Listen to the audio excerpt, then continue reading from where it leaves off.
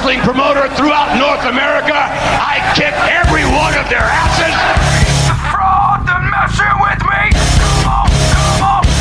In a court of law, I took on the United States of America, and I kicked her ass. I took on WCW, and it took me a while, but I kicked their asses. Not because I was an asshole, no. Ask me, Mr. McMahon, what's your secret?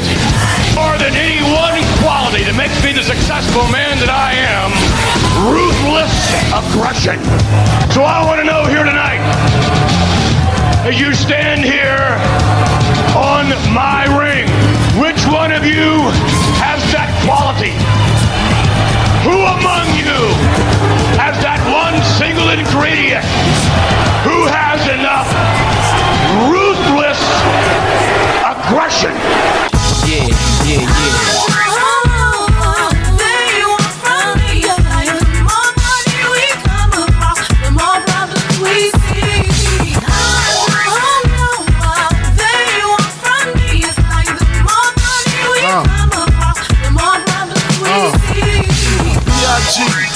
PPA, no info for the DEA, federal agents mad because of flag. Backbone Wrestling Network, welcome back to the Ruthlessly Aggressive Podcast, episode 95.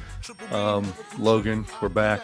What was I going to say to you? Oh, yeah, I want you to bring out your inner monster. That's my goal tonight. Okay, I'm going to, go in a separate room and sound like I'm railing somebody, but really I'm beating up a handicapped kid, so... right. Are you it sounds like are you banging somebody? Are you banging Sable? Or are you ramming your head against a wall? Are you attacking an amputee? No one really knows. Mm-hmm. It could be any of those things, honestly. I mean, hopefully it's the Sable thing, but who knows? How are you, though? We're recording this as a few that we know are have traveled to the land for the SummerSlam. Not us, though. We did not. Yes, us dear Backbone podcasters have to stay behind and do shows so we can have some on the feed for next week. So, but no, I would have liked to have gone, but having done Mania earlier this year, it didn't really work out. So, but I hope they have a ton of fun, and we'll talk about these great shows in their stead. Right. Instead, we'll be talking about some shows from my neck of the woods as a rare week where we get 2 Louisiana shows. So we're getting the Louisiana loop here. And interesting enough, SmackDown gets the bigger venue, I'll say, as they get the New Orleans Arena, and Raw is relegated to the Cajun Dome. Yeah, I wonder if, because I feel like we've noticed that a lot lately. And I can't remember, I think next week, I think they mentioned next week, Raw's in Huntsville and SmackDown's in Birmingham, which I think maybe Birmingham's a little bigger, but not terribly much. But I feel like SmackDown's gotten a bigger town a lot lately. I wonder if they kind of realized that it's the significantly better show or not. And they just kind of thought the bigger towns deserve SmackDown instead of the shit that is Raw. But I feel like I've noticed. I kind of wanted to bring that point up just because I feel like I've noticed a lot lately that SmackDown's gotten the better of the 2 towns in the state lately, and that happens again tonight. So, right, and you would think they were going for. I mean, this is like a travel thing, but kind of. I guess the only thing I think is if the Raw crew is going to Texas, Lafayette is a good bit closer to Texas, but New Orleans Arena is much bigger. It's like it's a NBA arena, so it's 18,000 or so. The Cajun Dome is more like a smaller college basketball arena. I would say the Cajun Dome holds like 8 to 10 maximum. So yeah, it's certainly interesting. Now the Cajun Dome is a place they love to run. It's one of those places that they probably run it more than New Orleans, honestly. Like I've been there for a couple shows. I mean, they seem to hit it pretty consistently. I don't know if it's just one of those, they have these buildings that they've been running for so long, and they probably have great deals on it or something. So I don't know if it's one of those situations, but yes, Raw will get the smaller venue here. But enough about the Louisiana geography lesson. We'll hop into the shows here, as we've mentioned it. But this will be the September 1st, so we're starting a new month here, Logan. And of course, we're on the road to Unforgiven. This will be the September 1st, 2003 episode of Raw. This will be from I call it Lafayette as a local. They will call it several different Lafayette. I forget what there's like 4 different pronunciations, but considered to be more the Cajun country, as I think someone says on this one. But all right, let's kick it off, and we're going to kick it off in a major way here, as we're going to get Barn burner. we get the match that was set up last week. We open with it's going to be Jerry the King Lawler versus Jonathan Coachman. So Coach's music was absolutely absurd. I don't know what it was. It was some weird generic rap song. I just heard a bunch of yo yo yo. It was real odd. Yeah, I think this is his music that hangs around, so he'll have that pretty much the rest of his run. All I got was yo yo yo. He's wearing Texas to troll and JR. It goes, new, new, yeah. Yo, yo, yo, yo. Yeah, so this is about as hot a match as you could see, and don't worry, we have someone that's going to come in to add some juice, but it's a lot of stalling as you expect from Coach, who's like the most non-wrestler you'll ever see, and then King. Finally, Coach ends up taking a slam. Not a lot of heat for this, that's the damning part of it, is like that is the only reason, because obviously you're not getting, this is not Rey Mysterio and Tajiri we're going to see on SmackDown, so if you're doing this, it's not for the in-ring quality. And so if you're not getting heat from the crowd, then what the fuck are we doing? Because that is the only reason you have this. The crowd really is not into it. They don't care about Coach. He doesn't have great heel heat. But as King starts to work him over, of all people, Al Snow comes out. I guess it's because he's his partner on Sunday Night Heat. That's correct. His commentary partner. So Al Snow comes out. He tries to get Coach to drop it, so he's going to get hurt, etc. King grabs on a wrist lock. Snow says he knows what he's going to do. He's going to throw in the towel for him. Coach comes out, starts berating him, says he doesn't need the help. He then pushes Al Snow. At this point, King comes back out, grabs Coach to throw him back in. And, of course, very telegraphed here as Al Snow blindsides King, throws him into the post and rolls him into the ring, and Coach picks up the cheap win to absolutely no reaction. Like, not even big boos or anything, just pretty much silence. I'd have rather a 15-minute Triple H promo than this match. This was hot garbage. JR says that he feels like he ate a bad crawfish. I feel the same way, JR. I gave this a big old Lafayette dud. I don't know. I didn't even really rate it, honestly, because it was more of just like Coach getting his ass kicked for a little bit by King until Snow comes out, obviously. Coach's like real Southern twang comes out when he's talking to Snow. He says, "I don't need your help. I don't need your help," and he's not even making fun of anybody. It's just like that's his. I mean, I guess he's from like Kansas originally, I think. So but yeah, his Southern came out real strong there for a little bit because he was like telling Snow he didn't need his help, but it was very twangy somewhere in there. But yeah, the ref is an absolute moron, and this one gets distracted by Coach doing something, and obviously Snow helps him win. But yeah, I would say dud if I gave it anything, but I didn't write down a rating because it's not much of a match. So, but yeah, I would have rather seen a lot of things here instead of this. I guess the only saving grace is we got it out the way, so at least it's over. True. Yeah, at least it was. At least they didn't hype this all night, and it was like the main event. That would have been terrible. But yeah, super lame. All right, we'll move forward. We have Terry backstage interviewing. She speaks with Shane about the disturbing images from last week. Whenever she tries to be like, I guess, poetic or something. She says, not poetic, but she's trying to use this like, detailed vocabulary. She says, he fell in there and it was like a fiery furnace. Like it was like a Dr. Seuss book or something. But yeah, I think she read a thesaurus before this. Right. He fell in there. It was like a fiery furnace. Nice alliteration, Terry. But then they say that Kane disappeared whenever the fire was extinguished, because he's a spooky monster man. And then Shane, in his normal terrible action movie line delivery he's had in this whole angle, says, "I hope that son of a bitch is still burning." And then he like walks off, and Terry is like chasing after him and says, "Please be safe." And it's just terrible and awkward, and they both were kind of bad during this. Not a good start to the show. We get a terrible match with no heat, and then Shane sounding like a douche, and like Terry trying to be melodramatic, and it's just none of it's working.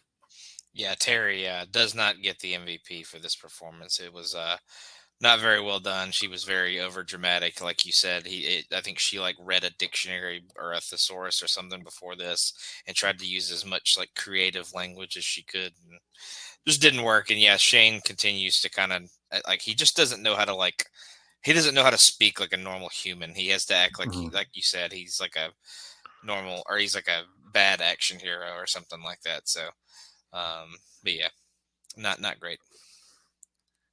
Right. All right. We then head to Al Snow and Coach celebrating. Eric Bischoff walks up quickly. He pretends to be upset, but of course he's not. He congratulates them as celebrating. But Stone Cold comes in and he is not pleased. He then takes his displeasure out to the ring. He heads out. It's supposed to be the highlight reel coming up next, but he preempts that and takes over. He asks JR to stand up. He says Coach has been saying that JR only has the job because he's Stone Cold's boy. So he says if that's what he thinks, he's going to set up a match between JR and Coach at Unforgiven. So there you go. 2 coach matches, at least 2 coach matches within a month. We get a coach match on pay-per-view against, against another non-wrestler. Right. And again, I'm not against this. I'm not like some wrestling purist where I have to have that. But if you're going to do matches like this, they have to have heat. And based on what we just saw, this has no heat. Nobody gives a shit. Like, I mean, Coach is like a dickhead, but we don't want to see him in the ring. Austin if this is the match that I'm thinking of it too, it gets added to, so it's not just doesn't end up being a singles match. I don't think so. If it's what I'm remembering, at least. Hopefully, because I'm not sure if either of them could perform a single wrestling maneuver. Austin also tells us we're going to get Orton versus HBK, which is no big shock. They've kind of been hinting at that for a minute. And then he goes on to discuss Goldberg versus Triple H. He says that Goldberg's putting his career on the line. So in theory, he could only be in the company for a couple more weeks. So he's going to get the most of them while he can. So we need him in the ring. So he's going to put him in a 6-man match tonight. It's going to be Evolution versus Goldberg, HBK. And who do you think the third person is going to be, Logan? Would it be like a Kevin Nash? Maybe maybe I'm trying to think of who are the faces on Raw. Jesus Christ. Maybe Hurricane. You want to give I'm just kidding. Yeah, you want to give Hurricane a little shot, give Hurricane a little shine. No. Who's it going to be, Logan? It's going to be Maven. It will be Maven, the tough enough legend, Maven. So which one of these is not like the other? He announces the team and says Maven first, and I was like, oh my God, who is going to team with this fool against Evolution? But huge spot for Maven, but I don't know that he particularly has done anything to deserve it. But like I talked about in the last episode, or maybe that was 2 episodes ago, but like the depth issue is so awful on Raw. Because I mean, if Booker was here, he could be in it too, but I think Nash is pretty much done, and they just don't have any faces because Kane was a face, and then he turned, and you just don't have any faces. Like it's Goldberg and fucking. Right, like I was trying to think of some as the joke, and I was like, shit, I can't think of anyone because all the faces are not really supposed to, like, who are the big faces right now? Shane, like, yeah, I was gonna say Shane and RVD, Austin. Yeah, Shane, Austin, RVD, like, geez. Yeah, and RVD before tonight is supposed to be injured, quote unquote. So, he's out. So, and then Nash, like I said, is gone because of the movie. So. Right, so fuck, I guess they have much choice but the big Maven. Maven might have been there. Maven. It's gotta be Maven. All right, Chris Jericho comes out. He's pissed off about Austin interrupting his segment. And I should mention too, Austin also like wrecks everything and throws all the shit around. So he gets pissed about that and says, "Do you know how expensive this set is? You sanctimonious son of a bitch." So there you are, Logan. Check it off. This Raw will at least get a 1 out of 10 for the sanctimonious SOB. Jericho is in this fantastic the bin bag suit, as we would call it, like just jet black, like glistening, like latex pants and shit. It's ridiculous. Fucking pleather. In a continuing trend too, Christian just can't help if someone else is complaining, he's got to join. So he comes out to start complaining. Austin says that, if they're both pissed off, you know what? He'll put them in a match against each other. Austin says he will. Jericho here, like all his little things. Austin, you want us to fight in front of these kiddos? Just like And like he's not even trying to be funny. He just pulls the shit out of his ass. But Jericho lobbies and tries to get Austin to turn this into some kind of tag match where he and Christian will be on the same team. But which is weird because you would think Jericho would want to face him for the title. Which then Austin says it will be for the title. You know, I thought this was better than a lot of these like drawn out segments have been where they get Austin to come out, because I think Austin and Jericho are really fun together. It's just so much exposition, and like this show already has like pacing issues. So I think if it was like maybe if the stuff we've had so far was a little more palatable, this wouldn't seem like it dragged as long. But I was okay with it just because Austin and Jericho are entertaining with their them going back and forth. Christian is whatever, but I kind of enjoy them going back and forth. So it kind of eased it for me. Yeah, they do have some good chemistry with each other. They both can pull out kind of one-liners here and there and kind of play off each other really well. So it worked, like you said, a lot more than it does in a lot of these scenarios. Like, take, for example, the Triple H Goldberg one last week when Goldberg's not really a promo guy, so he can't really play off of the bullshit that, Triple H is spewing as much as another guy could. But Jericho and Austin have that kind of chemistry. So, yeah, not an all-time segment or anything like that, but anytime you can get Jericho out there calling anybody a sanctimonious son of a bitch and calling people jack-offs and, making fun of the crowd and stuff, and doing the Cajun accent or whatever, it is always a fun All time. stone. All stone in the Cajun. Yeah. I know. I'm wondering. He's like a guy for some reason. Like his stupid little catchphrase things, they never get old. He uses like he does the one here too. He wants Austin. He's like, "Why don't you come kiss my boots, Junior?" Like I don't know why. I'd never get tired of his stupid little like Junior and the sanctimonious son of a bitch. Maybe it'll get old eventually, but I love it every time. I eat it up. Nah, it's just this. I don't think the sanctimonious son of a bitch will ever get old, just because he completely pulls it out of nowhere most of the Such time. an absurd word. Yeah. But to our point too, it's fun here because like Austin gives him the bird immediately when he tells him to kiss his boot. He's like, "Why don't you take this, Junior?" And he flips him off. So you want an apology? Yeah, Here you go, son. yeah, they have a good back and forth, so it kind of works out. It kind of makes up for being 20 minutes long. But we go right into the match though, as we go to break and then we come back and it's going to be Jericho versus Christian. And I got to say, this match, like, I don't know if it's the Jericho effect because he generally delivers. Like, he's not working with a lot on Raw, but I would say he is maybe the most consistent guy as far as in ring on Raw on these shows. Like, he's always good for like a good to sometimes very good match, depending on what they give him to work with. And maybe he picked Christian up here because I thought this was much better than what we've seen from Christian in quite a while. Like, I think it's like Jericho keeps things moving. He has some offense. Even when Christian's doing his stupid little chokes and stomps and stuff, it doesn't last very long. Like Jericho's always coming back at him, so the match never bogs down like a lot of these Christian matches do. I thought Jericho's Rana, which is not a move you see him hit all the time, is like kind of a throwback WCW face Jericho move, but I thought that was pretty sweet. And I kind of liked where they went to the finishing sequence. I thought that counter, like Christian goes for the unprettier and Jericho puts him in the walls, but he can't lock it in. So it's a good kind of little back and forth reversal sequence. And I actually I thought it was a well done like heel finish as like Jericho goes to hold the tights and Christian actually reverses that and holds the tights himself and steals it to retain his Intercontinental Championship. So it's kind of like him out healing him, like anything you can do, I can do better. So I thought that was a fine enough finish, but nothing amazing, but 2 3/4, which is about twice as good as most Christian matches we've seen in the past couple months. Yeah, 100%. I went 2.5. Yeah, this is more down to the referee being a fucking dumbass, which is Earl Hebner, so makes sense. Completely screws Jericho for holding the ropes because he looked when Jericho held the ropes, but of course, when Christian does it, he doesn't think to look because obviously they're both heels. So why would Christian do it if Jericho totally just did it right before that?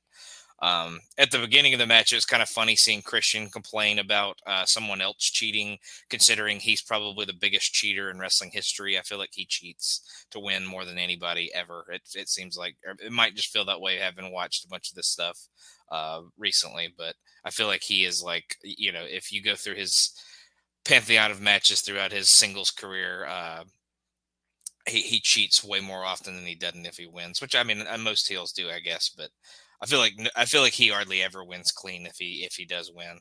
But like you said, not as boring as most of Christian's matches lately. I still don't think it was great or anything, or a classic by any means. But I'll give a lot of credit to Jericho. I think Jericho, like you said, kind of pulled him up in this one. So a really good Jericho performance in the promo before the match, and I think he did bring up Christian a little bit here. So solid match. Like I said, not anything all time great or anything like that, but a good Christian match, which we haven't had in a while. Very good. Lie, cheat, and steal. Canadian Heat. Christian. That Toronto Heat. All right. Stone Cold tries to get Shane to leave, but Shane, well, I don't know. It seemed like he refused, but then I guess maybe he tries to later. I'm not sure, but we'll see where it ends up in a second. But all right, backstage we get like a backstage Triple H promo saying how he wants to beat Goldberg and he's annoyed about how everyone's been talking about Goldberg and blah blah blah. He goes into this weird rant about Goldberg being like media hype and it's in all the magazines and this stuff where he is the game. Like to him, it's not about media frenzy or whatever. I don't know. It was real odd. Yeah, it was a weird angle to take. But Goldberg then actually shows up and steps to him and said he's going to beat his ass tonight. Like we mentioned before, this is like it's like all Goldberg ever has to offer in these promos is he just shows up and says he's going to beat him up. They kind of huff and puff at each other and that's about it. But I thought this is like a weird one. I mean, it was pretty straightforward, like just to get them some screen time together. But it was weird in this era to do this backstage. Like I don't know what the reason was as to why they didn't do it out in front of the fans. And then I thought the Triple H just the content of his promo was real. Like he took it in some strange directions I wasn't expecting. Like, I'm the game. I'm not media hype. They're not talking about being in the magazines, which. I don't know. I feel like he's just trying to come up with something to add to this feud because there's not a whole lot, and it just got a little weird. Yeah, it's definitely strange. They did it in the backstage so they could get the like slight reaction of Triple H shitting his pants when Goldberg's face comes right next to his Virgin second. So I think that's the only reason they did it in kind of the backstage and in front of the interview area or whatever. But yeah, kind of weird, not super interesting or anything like that. And then Austin trying to convince Shane to leave the arena, like he knows he's not going to, and it's not very Stone Cold like I would say. I feel like he would usually tell somebody to like put up or shut up, or if you're gonna if you want to pick this fight, pick it. But I just felt like it wasn't very Austin to tell somebody to kind of like run away a little bit. But yeah, like you said, Goldberg doesn't have much to offer other than I'm going to kick your ass and I'm going to do it violently. So, but yeah, he kind of pulls a Paul Heyman and says, he didn't say a prediction or a spoiler, but he says, that's not a prediction, but a promise. So, little Paul Heyman line there for sure. But yeah, not great segments back to back there. Yeah. Shane's got to show how much of a badass he is, Logan. He's such a rebel. I know. Cool guy. What a dude.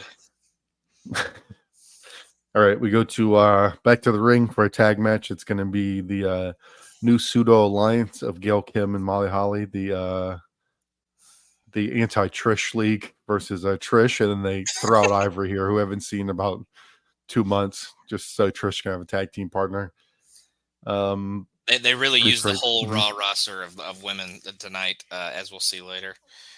Right. I think they used all 6 that they have. Not much of a match. I mean, pretty straightforward kind of formula stuff, but like an abbreviated formula. Like Ivory gets worked over. Pretty much only reason for being in the match.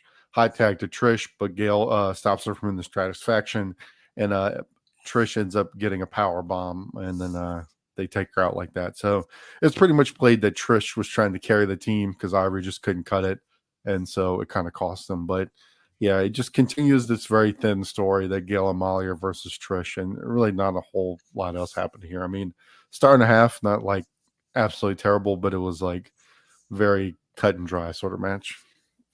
Yeah, I just want a star. An awful King line to start the match. He asked pre-match to JR if Trish has a VCR, and then he later, like a minute later, explains that VCR stands for very cute rear. So he says he thinks so. But he asked JR, and JR won't give him an answer. So But I had to point that out. Just awful King line. Yeah, like you said, Ivory's only real reason for being there is to get her ass kicked, and she does that for sure. I thought the finish was pretty sick. It looked like it may have been a little bit botched, but the like double team power bomb that they did from the middle rope to kind of take out Trish was really good. And then they kind of attack Ivory afterwards and stand tall. So the heel women against Trish continue to dominate. So we'll see if Trish can find somebody to help her out, or if she just has to overcome it by herself. Right. Or maybe if they're going to come up with any interesting turns with this, like are Gail and Molly going to like not get along or something? I don't know. I don't have a lot of faith in their writing of these women's storylines. Yeah, I wouldn't put too much faith in that one. If you want to save yourself from being disappointed.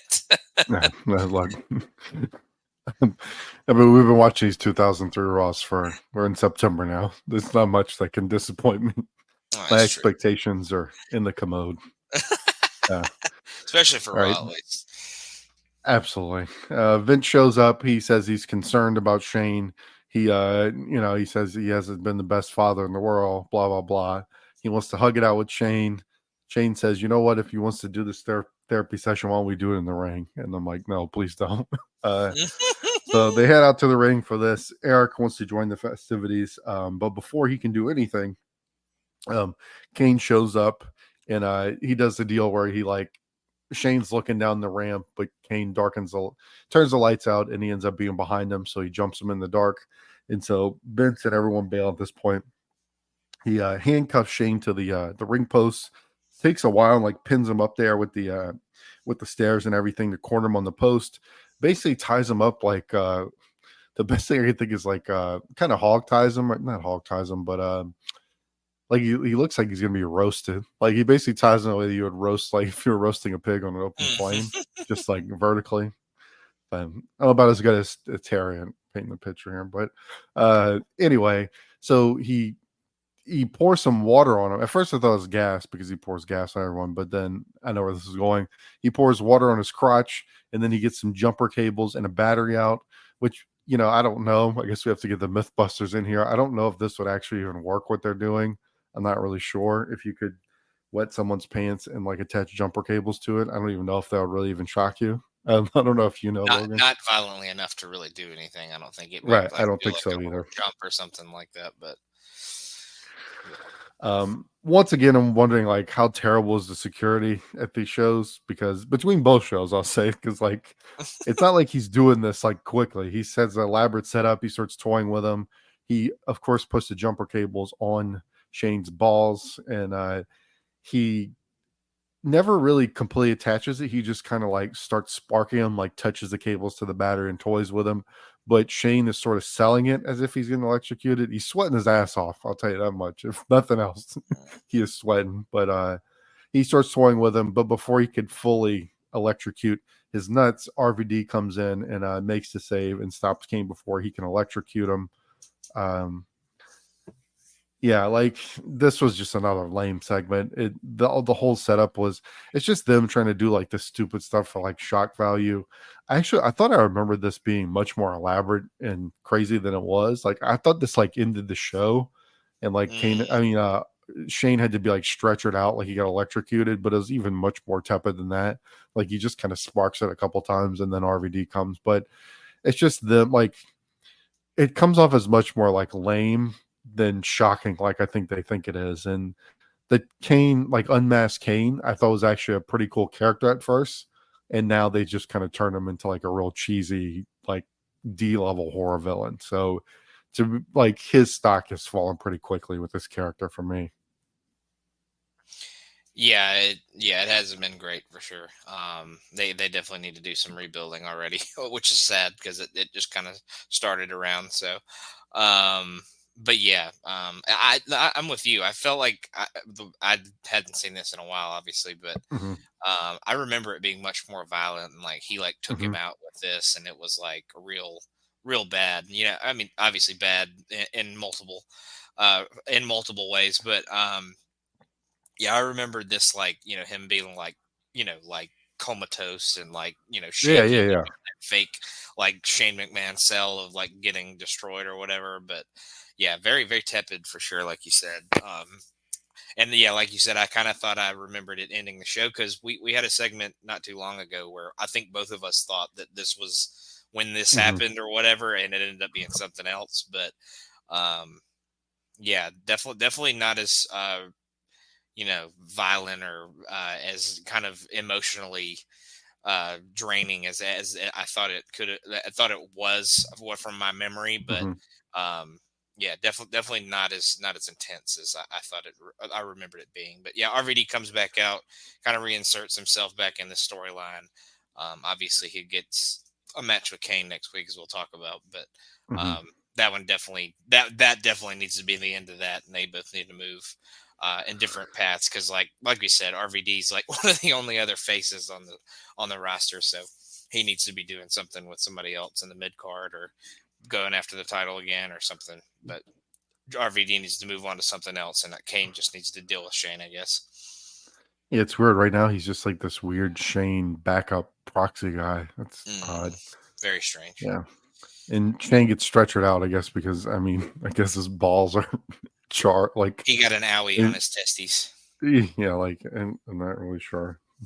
Walk it off, kid. Rub some dirt on it, you son of a bitch. Like you said, Eric makes Kane versus RVD, and it will be a cage match next week. So we have that to look forward to. Maybe we'll be could be all right. All right. We then head to the ring for a tag team match. It's going to be our superheroes, Hurricane and Rosie, and they will be facing La Resistance, our tag team champions. Commentary could not give a single shit about this match. They talk about everything else. Not that there's anything too exciting on in.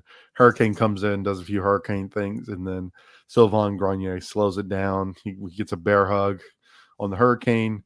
Rosie comes in and throws them around a little bit, but no real exciting spots. The crowd is totally dead. Commentary does not care. And our finish is Rob Conway is outside on the apron. He sneaks a belt shot. They say he's in disguise, even though he's just kind of dressed like a dude. I don't know what the disguise is supposed to be. But just absolutely complete nothing match. They mock the Dudleys and say that they're going to get the table, and that's too much for the Dudleys, so they come in and like cut them off. But 1 star, just a blah match. Yeah, 1 star. I thought the superheroes team got some good shine a little bit in there, but ultimately it was kind of a backdrop to the post-match attack and the Dudleys coming out. But yeah, not anything too inspiring. They finally almost get their hands on Conway. They almost hit the 3D on him, but they pull him out just in time. But yeah, I thought the superhero team looked good, but at the same time, there wasn't much to it. Wasn't a terribly long match, so not the best. Not at all. It's just, I think like you described it perfectly. Just nothing inspiring. It just seems like the most, paint by numbers. Like we'll have them go out there, and then we get the Dudleys to come out, so we can be like, "Hey, look, you remember how they're feuding?" But not really doing anything to truly push it along. That's the thing about Raw is it feels like they don't even try with the matches. Like they think it's all about stories, and then the stories they try to make them so dramatic and so over the top that 9 times out of 10 it just doesn't work for. Obviously it's not working for us for the most part, but I don't know that it really worked for really much of anybody back then either. So I'm not real sure what the thought process is with Raw, because it just doesn't seem like they care enough about the in-ring stuff, because they don't give us a ton of stuff time, and they probably give time to the wrong things when they do give time to things. So it's very strange. I would love to know the thought process that went through a lot of right. It's like Attitude Era booking without the all-time hot angles to go in. Like it's okay if you do like these kind of mid-match, these short nothing matches when you have like some of the hottest angles and characters of all time. But when you got fucking Shane McMahon getting his balls shocked, you maybe need to bolster up the matches a bit. Like give us something else to work with. Yeah, I mean, and that's why I think SmackDown at this point is kind of killing them in ring wise, and just kind of overall. I think really, I mean, SmackDown doesn't have like the best stories ever, but I feel like a lot of what they've done or they have good enough in ring where it kind of cancels it out and doesn't really Right. hurt it too much from that department. So, but who knows? Well, our savior Maven is speaking with Terry about his big opportunity tonight. He's all hyped up. I'm so excited. Until Flair and Orton come in and crap all over him and says that they tell him Evolution has passed him by, which is pretty rough given he's like 27 years old or something, and Evolution has already passed him by. So they just immediately rain on his parade. It's all downhill for Maven from when his peak here is when they told him he was going to be in the match. The rest of the night does not go well for Maven. So Sean comes in, HBK comes in to give him a pep talk, or it seems like a pep talk, and he tells him, there's a huge opportunity. I'm trying to do Shawn Michaels, which I feel like is almost like a Mellow or Stone Cold, like gravelly, or and he's like, there's a huge opportunity. I don't know if you've earned it. And everyone's like, no, you're probably right, Sean. He probably hasn't earned it. And then he tells him that he has, and then Sean does some corny line, some typical Shawn Michaels corny stuff, like tonight was going to be a party or something like that. And let's go out there and have some fun. And I was like, good yeah, Lord. Me and Goldberg are going to have some fun. I was just I bet Goldberg is not going to have too much fun. So yeah, so another awkward backstage segment because I felt like Sean said what he really felt at first. He's like, oh, just kidding. You totally belong. He's like, no, you're right, dude. He probably doesn't belong. He probably really doesn't. He's just the guy that happens to be here when the other guys are injured. So, but yeah, very, very weird and kind of corny segment, like you said. I feel like I'm surprised Vince used Maven as much as he did because he has a very strong accent. So maybe that's why he never made it big, I guess. But yeah, he's very Southern. I don't know where he's from, but he has a pretty thick accent. He's from Tennessee, so. Tennessee, okay, that checks out. That makes sense. Is he from let's see? All right. This it is it literally just says Tennessee, but it says he grew up in Virginia, so somewhere in that middle South territory.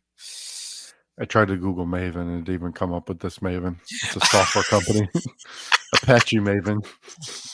So there you go. Good God. Amazing. All right. Quickly, out of nowhere, I mean, for no reason, Teddy is lobbying Stone Cold about his guys. And then Austin just says, look, things happen. Y'all got bumped. And that's it. That's the whole thing. And then he moves on to talking to RVD. Right. He gets 15 seconds. Stone Cold just completely blows him off. You got bumped, kid. Then RVD comes. He says, RVD asks if the cage match can open the show, and Austin was like, "Yeah, sure, why not?" So I guess they're trying to, sure, son, change up how they open these shows. After how well I'm sure the ratings shot up for the Coach King match. I guess they want to start with a hot in-ring match. Well, this have maybe been. It may be later, I guess, but would this may have been the next week? Might have been against the first Monday Night Football game or something like that, or do you think? Yeah, I think this is it's always weird with Raw because it's on all the time, but I think it would have been their season premiere or something. They would do that with the Raw, the Raw season premiere. Yeah, it's always in September. It's weird, but yeah, I think you got the right. Yeah, Monday Night Football, just the beginning of all the true TV seasons, even though Raw's on every week. But all right, we then go to this is a weird kind of pivot here as we see kind of Stacy and Tess being somewhat cordial, and Stacy calls him a jerk as he's trying to apologize. I've been a real jerk. It seems like an understatement because he's made her stress last week or whatever. Yeah, and or whenever he's taking ownership of her and human trafficked her kind of. So I think I've been a real jerk seems a bit light there, Tess, but he says he wants everything to be like it used to be. And I'm just upset that this is still going. I was hoping to God that they forgot about this and was just going to die a quiet death. But no, we're still doing the Tess Stacy Steiner stuff. I know I say this all the time, but it only gets worse, Jake. It only gets worse. So just strap in. This pod has become the opposite of Highway to the Impact Zone. It gets better. It's all downhill. Never better. Man. Yeah, I'm pretty sure this at least somewhat hangs around until Steiner leaves in January of the next year. So in one super form or duper another. super. All right, we'll see how the match goes. We get Test and Stacy versus Stevie and Victoria. Poor Victoria has doing nothing now except palling out with Stevie, who's a jobber. This is no DQ for whatever fucking reason. Stacy gets tagged in to get some really awkward chops in on Stevie, but that backfires quickly as Victoria tags in and starts tossing Stacy around. Stevie comes in. He wants to get his hand, and he does some suggestive motions at Stacy, and that's enough to piss off Tess, who comes in for the save. But Stacy, before she can get a tag, Tess jumps off the apron, and then they just go ahead and beat the hell out of Stacy. But then he comes back in, and he goes to fight them, but then he gets low blowed, and then Scott Steiner just shows up and beats up everyone, and then puts Stacy on top so she can get the pin. But then after that, Tess drags her away. It was about as fluid and great as that description. So that's what happened in this match. I don't know where this is going. I guess we're going to get Steiner Test again. I don't know why. This match was a total dud ski. Terrible. Yeah, just very, very, just mental gymnastics for the sake of mental gymnastics. Because, just very confusing booking. Obviously, Tess not tagging Stacy in and kind of turning on her wasn't surprising. Saw that coming a mile away. He was apologetic before the match. Obviously, he's going to end up being a dickhead because that's just who he is at this point. But the fact that he randomly a minute later comes in and helps her is what the fuck is going on? He needs to walk away and not be involved, and Stacy needs to get pinned and lose and stuff like that. But Steiner, like you said, to continue the rivalry, comes in, of course, and helps Stacy and helps her actually get the win. Because Steiner versus Test will not die, like Matt Hardy will be in a couple of years. So,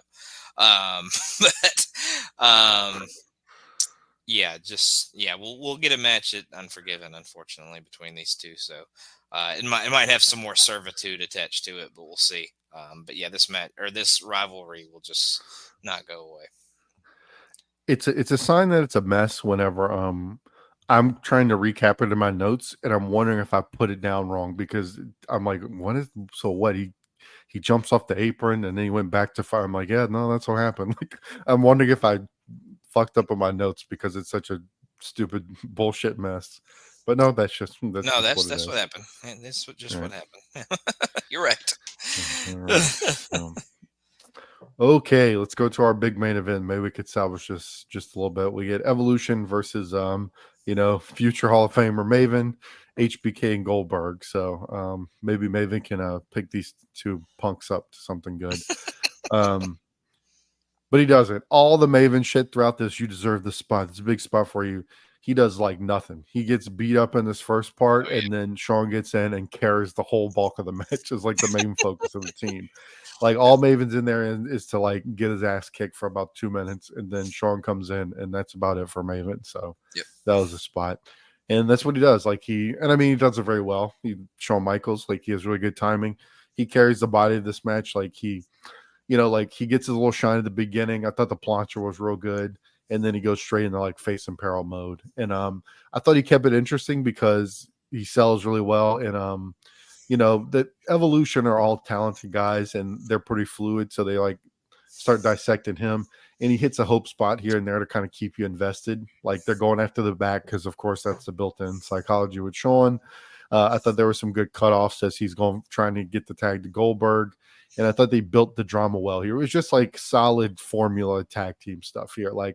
Nothing that's groundbreaking, but executed the tried and true stuff pretty well. He gets his strikes in, and finally Triple H is taunting. That backfires on him as Sean's able to get a flurry, and then it's Goldberg time. But I think what they did really well here is, Sean went in there and he got the heat on him, and by the end the crowd is just dying for Goldberg. And this is really good Goldberg booking.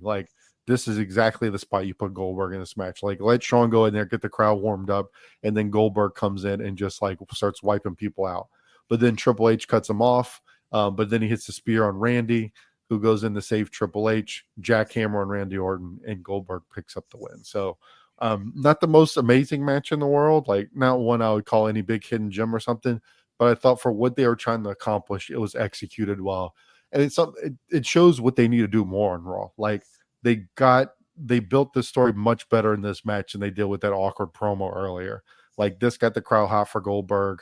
It got him to kind of stand tall over Evolution and kind of build himself back up after SummerSlam. So get the crowd more hyped, So I went 3 on it. I think it was just a solid, good, well executed match, if not like totally amazing. Yeah, I went 2 3/4. Mm-hmm. I said it must be nice to be Goldberg to be able to sit in the corner and watch both of his partners get their ass beat while he just kind of stands there for most of the match and gets to come in and cream everybody. Triple H still looks like a bloated bitch in his bike shorts. I should have said that earlier just should have said that during his promo earlier too, because he looked more bloated than I kind of noticed in the match, but had to point that out. I'm not real sure Goldberg didn't kill Flair on the spear that he hit him with because his head's like snapped against the ropes. So I think the current Flair is like a AI or like a different version of Flair, because I'm pretty sure Flair died on this night because of that spear. But yeah, watching Goldberg destroy Orton and Flair was pretty awesome. And he pretty much like makes Triple H watch at the end to kind of say like, this is what's coming for you. So good Goldberg performance. Like you said, Sean kind of carried the middle parts, being the face in peril. And he's always really good at that. Can get the crowd's attention, can get them super behind him. So a solidly worked match. And yeah, like you said, Maven was just there to get his ass kicked for the first little bit, and then he kind of disappeared. So if he was in the match, I kind of assumed he would take the pin and Evolution would win somehow, but smart to have the faces win here. Agree. So, yeah. So not a bad way to end the show. So, all right. Overall, this was still a pretty bad Raw. For some reason, I had this a little bit better than last week. I thought it was less actively terrible and more just like boring. I mean, it's weird because there's some solid stuff. Like the main event is pretty good. Jericho and Austin's pretty entertaining. The matches are very blah, but Jericho Christian's pretty good. So I think they sprinkled in a little bit more like acceptable stuff, but still the bad stuff is still very, very bad. Like the test stuff, Coach and King match. So I went 3.5 out of 10. It's still a decent ways below average, but I still thought it was an improvement off the absolute bullshit we saw last week. Yeah, I would probably go. I'd probably go 3.5 as well. With you, just because, like you said, it's definitely been the improvement on the 1s and 2s that we've had lately. So, definitely not as bad, but yeah, definitely could have some room to improve. Focusing still way too much on Kane and Shane. I know that's kind of the only. Again, with the depth issues with Booker being out and RVD was out before the night started. Kind of shows you the lack of depth on the face side for sure. You have a ton of heels, but not a ton of people for them to face. So, yeah, I mean, it just that's got to improve. But till we get some kind of other draft, I don't think that's going to happen. So, but this was an improvement based on the last few weeks or so. So maybe it'll continue to kind of trend in that direction. So we'll see. Yeah, it's. They're all kind of in the same boat down there. I mean, it's bad. It's pretty bad. Yeah. It's not. No, there was nothing on the show that was that encouraging. Like it was maybe a tad better than last week, but not like they're turning the corner. I don't know when they will. Oh, that let's go to SmackDown. They may never do it, so don't get. They may never. We'll see. All right, so this would be the September 4th, 2003 SmackDown.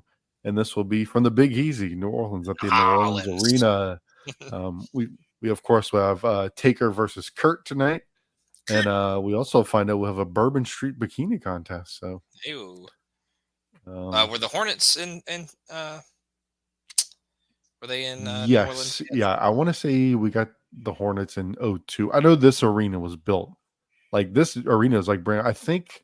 What Rumble is it? 2001 is in the New Orleans Arena, right? The Rumble. Yeah. So I think that was like they were like basically opening the arena at that Rumble. Like it had just opened and they pretty much built the arena because we're getting the Hornets. So yeah, we did have them. I think we're still in the Baron Davis years here.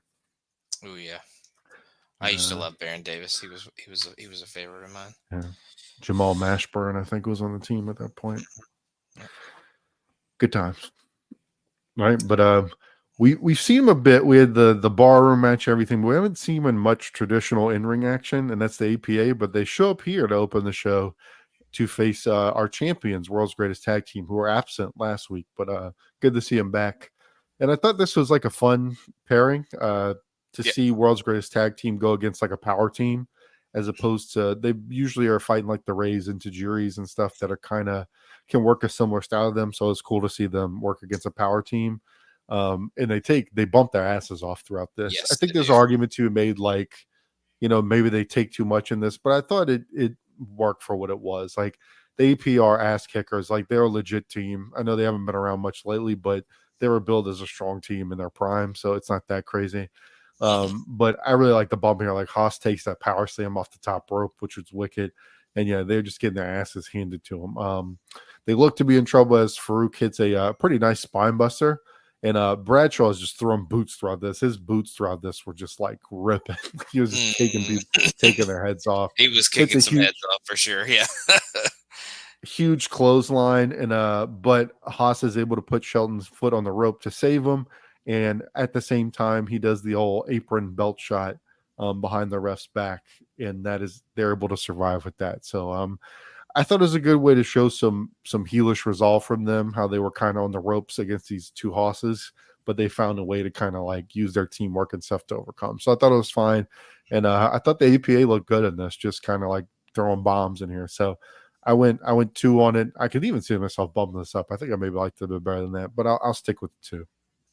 Yeah, I actually went 2.5. I thought it was pretty solid. Yeah, just very hard hitting from the APA's point of view.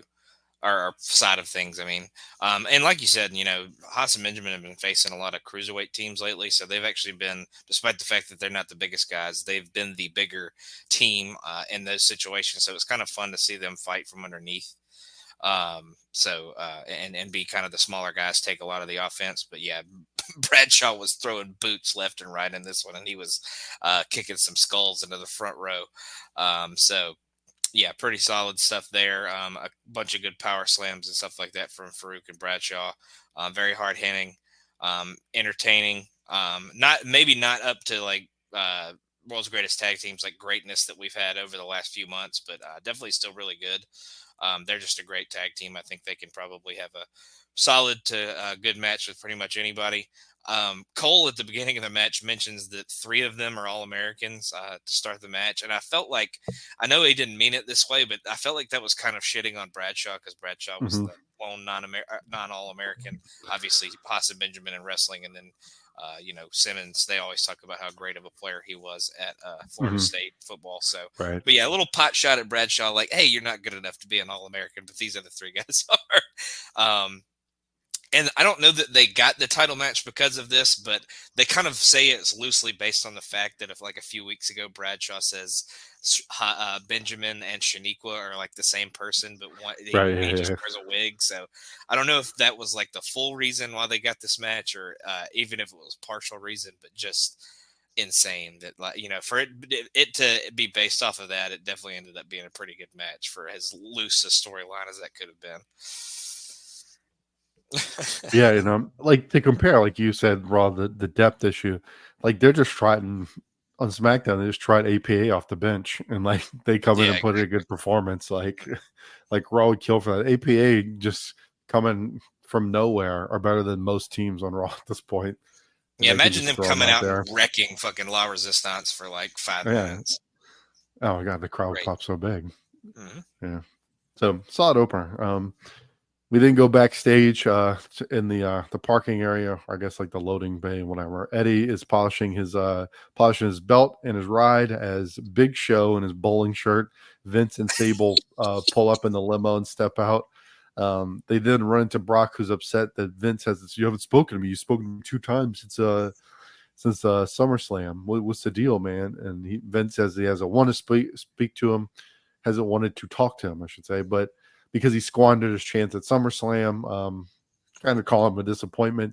They continue into Vince's office, going back and forth at each other, and Vince says that he wants him to be a monster, so he slaps him Brock is incensed and grabs him by the lapels, and Vince is very pleased with this, and tells him that this is what he wants, and tells him to be a monster. So I guess we'll see if this is going to work out for Brock, but it was whatever. I like to just Eddie cameo, like Eddie's just in the background. I like Vince too. He was like, "What's going on, Eddie?"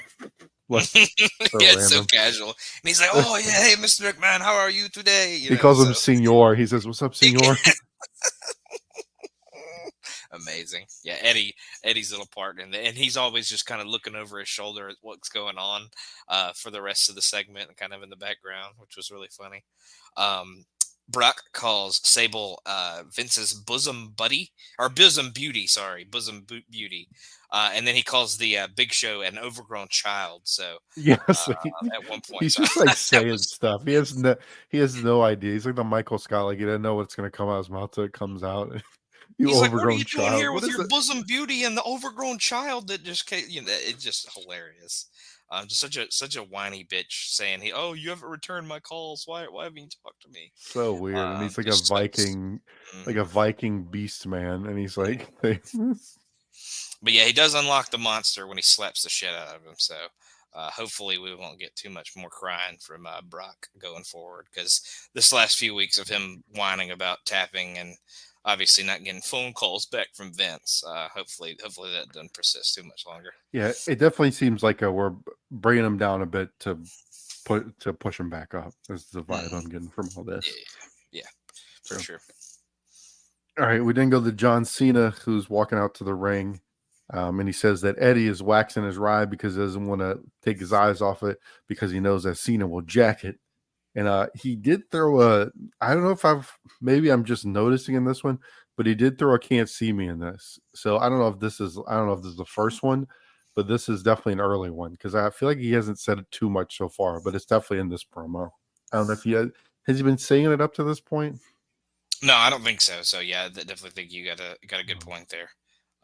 This is probably the first time he mentioned something like that. Could be the first can't see me historic. Mm-hmm. Yep. There you go. In New Orleans. History right before us. He shows the footage of Eddie getting slammed on the rim. He makes to date this, he gives a Madonna and Britney Spears kiss reference, which I guess would have just happened. And this is right around the time. Yeah, I think the Video Music Awards are usually around this time of year. So that makes sense. Eddie rolls out in his lowrider and no talk from him as he goes right at Cena. He's got him on his heels, but Cena is able to grab the belt and land a belt shot and knock Eddie out. He then this is a whole funny segment because he steals the lowrider. First, it takes him a really long time to get it to turn on. As always, with these are always precarious, these vehicle related segments. Yeah. People can't start the car, and he gets it, and like it's going so slow. Yeah. And so like Eddie's like selling in the ring like he's disoriented, but he wants to watch him so he can like react to it. So he's just like watching with this upset face as Cena just slowly backs out. And then we go to break, and then we cut back and Cena's still backing up all the way to he finally turns around when he gets back in there where Vince is pulling the limo. So I'm just imagining through the entire commercial, he's just slowly backing out of the arena. Like, come on, Eddie, just go get him, man. Yeah, I would say just go run and catch him. You can do it. Like it took him a good 4 minutes to back out to get completely out of the arena, but so that was kind of funny. But Eddie's pissed. He goes to Stephanie and says, I'm pissed off. He took my ride or whatever. So she sets up a Latino street fight for next week. And I love how pissed off Eddie is here. He's got great fire. Like he's like, he wants to be a thug. I'll show him a thug. So I'm really enjoying this feud. I think they're both really good at what they do. They both have really good charisma for their roles, and it works really well. Like Cena's a dickbag heel. Eddie's getting super over with the crowd. You want to root for him. He's very likable. So they've got a really good dynamic going with these two, and they can both carry these segments on the mic. Like Cena can, he's not a Goldberg where all he has to say is, I'm going to kick your ass. Like he comes with his raps and his bullshit. So he can kind of fill this time and make it entertaining. Yeah, this doing this pod and watching these SmackDowns makes me very sad that we never got heel Cena again because, obviously it was rumored and teased and all that kind of stuff for all those years, but they never really did it again. But yeah, these are the times that make you really wish that they had done it again, because he's really good in this role, especially like you said in this feud. And Eddie's kind of quickly turned face after being a heel for a little bit, or tweener, whatever he wasn't even ever really a full heel, I guess, but definitely played that like tweener line, because Benoit was supposed to be the face in that feud that they had going before that. But yeah, definitely showed a really good fire in the segment with Stephanie in the office. I think she lets him name the stipulation, and he says Latino street fight. So I'm sure we will get some very culturally appropriate items in that match to use as weapons. So we'll see what that entails. But yeah, the slowest fucking backup of a vehicle.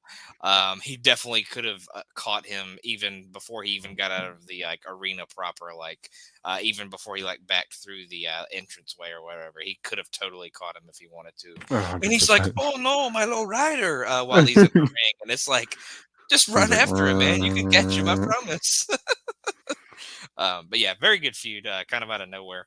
I know that, obviously, I don't think I'm spoiling anything here, but I'm pretty sure Cena goes the other direction character-wise before too long. So I'm kind of interested to see how that happens, because it's pretty, I won't say it's super quick from here, but it's not that long away, I'd say. So I'm interested to see how they kind of make that turn.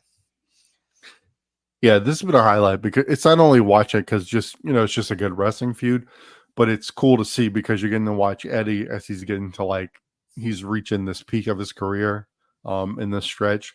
And then this early Cena, getting to see Cena early on already, showing how talented he is it's real fun. And keeps us motivated to keep doing this because, as we've seen with the Raw, that's not it's like cashing the checks. Not always the case. And I feel like a few months ago we kind of started to think, Cena would say some lines that were kind of tweenerish a little bit. So the fact that he's gone back full heel in this feud kind of makes me wonder how quickly and how they kind of get to him being more face-like by about the time that November rolls around. Be interested to see how that works out. And it shows how good his character is, because they can kind of lean him either way they want, depending on the situation, right? Because the crowd sort of is into him because he's funny, but it depends. Like when he's against Eddie, the crowd loves Eddie, so then he's an asshole. So it shows kind of how flexible he is in this character, that they can kind of lean him whatever way works for them, which is cool. Yes, and he plays the Boston guy very well, as he's incredibly racist throughout that entire promo. I'm just playing. I didn't say that. All right, let's go to it'll be the big oily man, A-Train versus Chris he's Benoit. in TNA. I'm just kidding. This is the big tall oily man, not the big fat oily man. Tall oily, not necessarily fat, just rotund. Big boned. A firm. A firm. Thick I'll oily give you man. A firm. Thick oily man.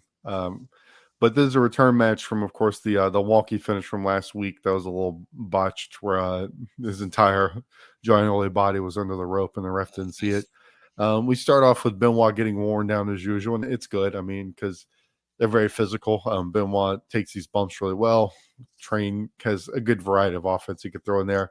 Benoit's bleeding from the mouth, so that was thought it was a good image. Him bleeding from the mouth in the bear hug, I thought looked pretty good. Of course, Benoit comes back. He misses the headbutt, as he always does. And at this point, Rhino tries to run in gore him, but he accidentally hits A-Train with the gore to give Benoit the win. So, solid physical match between them. But I know it was between Train and Benoit. Solid match, really, to build Rhino and Benoit. But I'm just kind of past that at this point. I feel like they could be doing something else. It just doesn't have a lot of juice for me. I'm sure whatever they do in ring will be fine or good, but it's just not something I'm getting super excited about. But match was solid. I went 2.5 on the match. It was a pretty good match. Yeah, I went 2.5 as well. I like Benoit pretty much doing everything he could to dodge attacks early in the match, and just unloads chops every time he kind of ducks a shot from A-Train. Benoit takes a bump into the corner, and it reminded me of how Bret Hart ran chest first into the turnbuckle, Mm-hmm. but he runs like back first, but he freaking ricochets off it and shoots down to the ground as violently as you possibly could. So it was sick. And, Train whipped him pretty hard into the rope as well. So, but it's absolutely disgusting spot. But yeah, another good hard hitting contest, kind of like the opener. It had a little dead point in the middle with the bear hug and everything, but Benoit and obviously, like we've said, we've kind of been impressed with A-Train a lot lately as well. The big guys usually bring it on SmackDown, so definitely thought this was a good performance here. Obviously, Rhino gets involved, so Rhino Benoit's kind of starting to become obviously it's not as bad, but it's starting to become the Test Steiner of SmackDown. So we'll see if that one gets squashed pretty soon or if it continues for a while. All right, we go to a pre-taped Taker promo where he's just like in a dark room talking, and he puts over Angle as probably the greatest pure wrestler, but he's a fighter. He's got the strikes, and he'll let his ankle get broken before he taps out, and he knows what he's gonna have to do. He's not gonna let this match go to the mat. He's gonna use the strikes and to go in there and win the title. So I thought for what they're working with here, it's kind of a face-to-face matchup. So there's only so many ways you can go with this. So I thought it was well done. I thought his delivery was good. And I like that he put over like the dynamic and kind of built what's the, what to expect in the match, like what his game plan is. Like he doesn't want to get into a wrestling match with Kurt because that's his strength. So it's like typical face-to-face kind of stuff, but I thought it was done pretty well. Yeah, it was well done for what it can be at this point. Just like you said, face, and they only have like a week to build it. So I think the fact that they both kind of get pre-tape promos was a solid way to do that and kind of get their thought processes and kind of feelings about how they were going to go and attack the match tonight. Because Taker obviously says even if he breaks his ankle, he's gonna not tap out. So he'll never give up at any point. So. And he kind of alludes that he'll do anything it takes to get the title. So we might see some submission specialists Undertaker later because of that. So we'll see. All right. We then head to Nydia and Toria, who are palling it up, trying on bikinis for the Bourbon Street bikini contest. Nydia is having some issues with her breasts here, so she gets some enhancements, some little pads to throw in there. Which she's very pleased by. They're working on the dance moves, and Nydia busts out some awkward kind of jerky dance motions, and Tori tries to show her how to dance a little bit slower, and then asks Nydia to put oil on her. And it's just it's one of those segments that would play whenever your mom walks in the room. I'll put it that way. That's pretty much what this was. Yeah, this is the mom or wife walks in when this happens kind of situation. Be like, yeah, you don't need to watch this anymore. But yeah, podcast research, mom. Oh yeah, it's research. I promise. But yeah, they had way too much fun with this segment because I don't know if they're like really good buddies in real life at this point, but they have a lot of fun with this, and it's nice to see. But yeah, definitely had a little bit too much fun with the oil situation there. And then the way they're and obviously this is how it's going to be presented later, but here you're starting to get like, okay, they're not showing. This is not going to be. I mean, the show's taped, obviously, but they're not even pretending like they're showing this live. Because like they have Taz here talking about in the past tense, like, and I'm telling you, it was crazy. Like the whole show has a weird, is a weird vibe to it, where it all seems like I don't know if this is the order any of this stuff went. It seems very much like they edited a lot of this. Like as we're gonna see with the bikini contest, we only get highlights of it. Like the whole show seems a little bit jumbled, like it was heavily edited or something. I almost wonder if there was like a match that got fucked up or something like that they had to edit in or edit out or whatever, like, that had like a really bad botch or an injury or something. And they just didn't air it. So they did this like pre-show anyway. So they just kind of threw it in there to kind of move along, whatever they were trying to move along with it. But yeah, that may be something to look up in like a Meltzer situation before the next show, if he reported on it or something. Right. Like I would say, obviously SmackDown's always taped, but I just, this one felt especially taped for some reason. Like it felt like we were watching like segments as opposed to like a show that happened to be taped. If that makes any sense. But we didn't go the angle. He gives a similar promo to Taker earlier, and just the thesis says he's going to make Taker tap. Was about it. So kind of same lines as what Taker did a minute ago.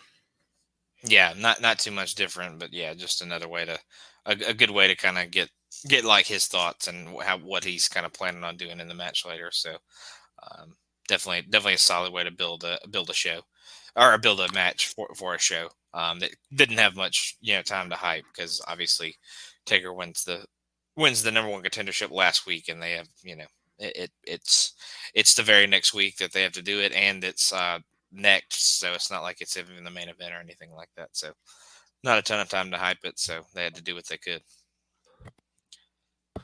All right, Stephanie is angry because there's a loud bang inside of her office and she can't get in.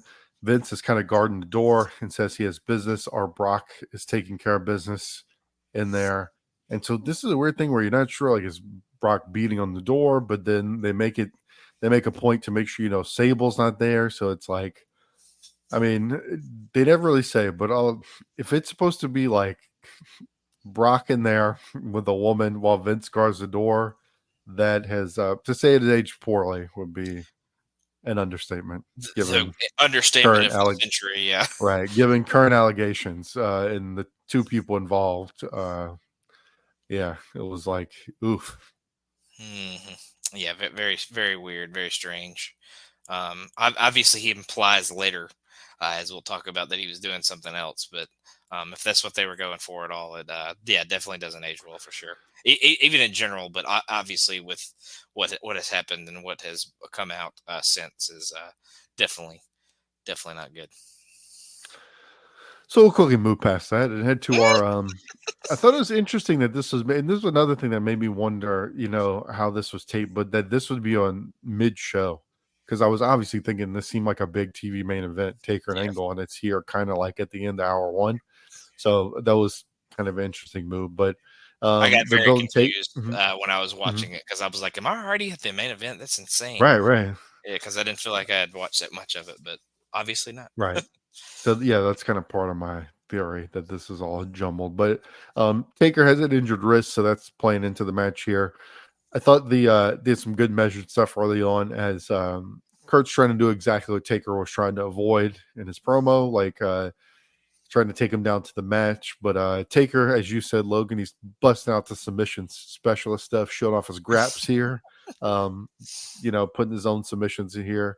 I think Kurt is awesome because he makes all of Taker's stuff look absolutely brutal. Like when he's hitting these strikes and stuff, every slam, like basically Taker's hitting his normal, his little repertoire of stuff, but Kurt takes it with like such velocity. Like when he bumps it makes it look that much better. Like he takes a bump on the post that just looks wicked. So really physical match here. Enjoyed the way they went with the the whole story was like neither one of them can get momentum. Like nobody really has a sustained period of offense in this, and it builds drama because you're just waiting for, like, it's kind of very back and forth and you're wondering who's going to blow it open. It's almost like they keep scoring field goals, who's going to get the touchdown sort of thing. So I kind of like the vibe there going with that. A lot of good reversals. Like just one I liked was Taker does his normal he does his little leg drop and like that he hits every single match, and it's like Kurtz has it scouted and reverses that into an ankle lock, which Taker breaks out of, but it's just like a cool spot to keep it interesting. Angle is able to survive the choke slam. Taker puts him up for lash ride, but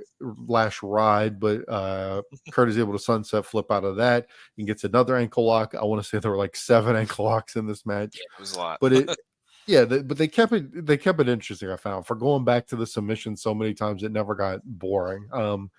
But he refuses to tap and works into the triangle choke. Angle finally gets his foot on the rope before the third arm drop. So I thought that was a cool spot there. Angle's bleeding from the cheek, which is a nice touch just to get over the brutality of this match. Another ankle lock, and Taker escapes that and hits a lash rod and a choke slam. So it looks like he's got a shot here. But here's Brock to run in with a chair and wipe both of them out as they ring the bell for the DQ. And then he brutalizes the ankle, Taker's ankle, and then goes at Kurt and lays him out with the belt. So kind of showing that just like a fuck you to both of these guys. So, it was a cheap finish, but it made sense for what they're trying to do, and the rest of the match delivered. So it cut it off from getting to any like really, really great match, but I still thought this was really good. Like, I think for the match they were working, you would need like a dramatic finish to finally cap off what they were building to with the submissions. But yeah, it felt like a battle. It was good stuff. I went 3.5. Yeah, I went 3.5 as well. Like you said earlier, like I said earlier, this is one of those matches where Taker has to prove that he's a submission specialist because he's in there with a real wrestler.